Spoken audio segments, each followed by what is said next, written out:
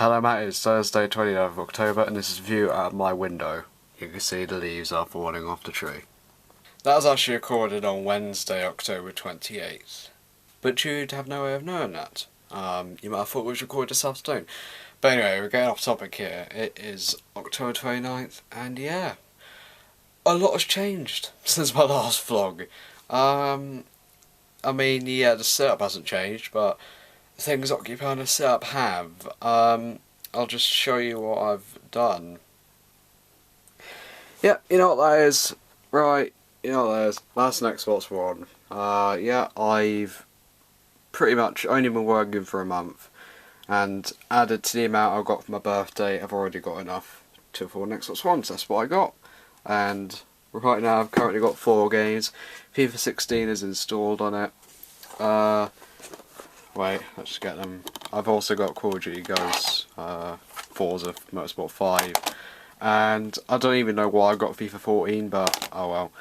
I just thought I've sort of rounded up to £40, I got that, so yeah, I've got an Xbox One, but gameplay probably won't be coming from that anytime soon because I think it's going to be difficult to capture footage. It's easy to get footage because you can like share clips, but I'm not sure how to put them on my computer and edit them together. And while I was sorting out the Xbox One, my old TV just decided to not work, so I've had to get a new 22-inch TV. And yeah, it's better than my last one, much bigger, and yeah, much bigger. That's about it. So a lot has changed in my setup over the last couple of days, if that.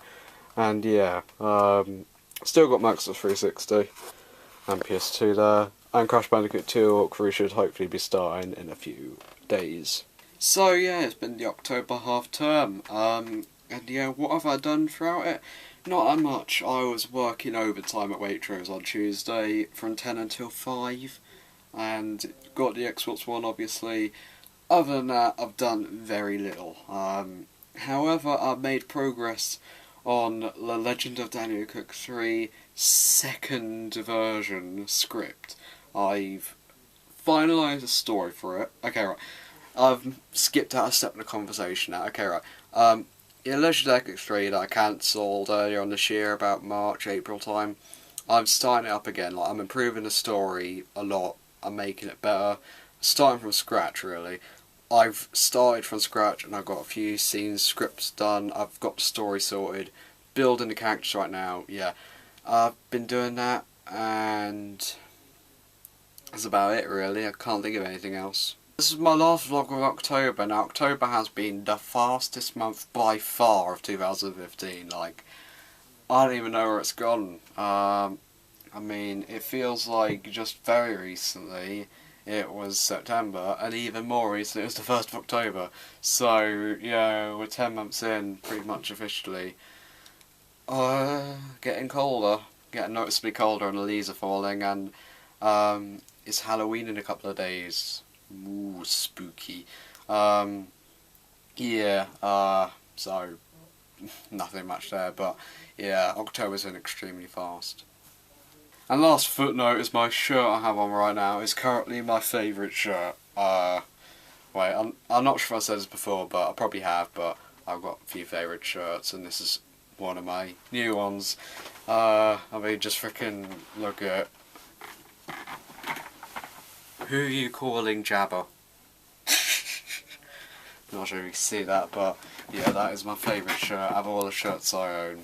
I don't know if the shirt's better, really. Oh, let's see. I don't know. My favourite item of clothing, by the way, is my Christmas jumper, which I can legally put on in 17 days, because Christmas celebration, it begins to look a lot like Christmas in the 15th of November. So I could put that on in 17 days. Oh, but yeah, what else? What is my favourite shirt? I think it is this. Yeah, I can't find any others in there that are good, so... Ow! Oh, I've got my foot under my chair. Yeah, this is my favourite shirt. And one more footnote is, you saw Spectre, I take it, because you posted on Facebook. Was it? No, you didn't post on Facebook. Was it? I don't know if it was on LiftBrown Vlogs or Facebook in which you said you were going to see Spectre, but either way, I'm seeing it sometime. Don't know when. Probably Sunday at this rate. And yeah, it should be good because I've heard from about 4 people who have seen it, and they all say it's good. So fingers crossed. Like, they say it's violent, but it's a 12, so what do you expect? But yeah, it is my movie review day, and the movie today is going to be Back to the Future 2. It's been a week since Back to the Future 2 day, and yeah, I'm reviewing that movie now. Okay, so this will be quite a quick review really, because I don't think there's really a lot to say about characters. Like, really, most of the characters remain, and I think the characters are as strong in this movie as they are in Back to the Future 1. I have no problem with the characters again. Doc Brown's still amazing, Marty's still amazing. Biff, there's actually a villain this time, not just a side character that's sort of a bad guy. He is the main villain. Story is Marty and Doc go to 2015, the futuristic world of 2015, to stop Marty's future son from committing a crime, and so he doesn't get sent to prison. But the older Biff, the bad guy, now Marty buys a sports almanac, and then Biff gets it, goes back in time in DeLorean, and then wins a load of money, and makes life to 1955, and then makes life in 1985 hell. So Marty and Doc need to stop him in 1955. So yeah, there's a lot more story, and a lot more complicated story, and an actual villain. I think one of the things about Back to the Future 1 was that the story was really simple, but the side stories were really complicated, and the time travel aspect. Time travel is not really taken in this movie a lot. It's not very focused on a lot. The main focus is off Biff, who is a good villain, but he wasn't the focus of Back to the Future 1, so it's just, the story's not strong. That's just my main thing. The story's not strong, and honestly, like, it's too dark.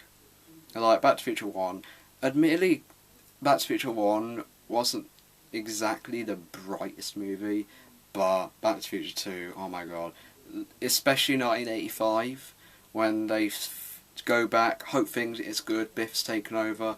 Yeah, that's very dark, and it doesn't fit Back to the Future in my opinion.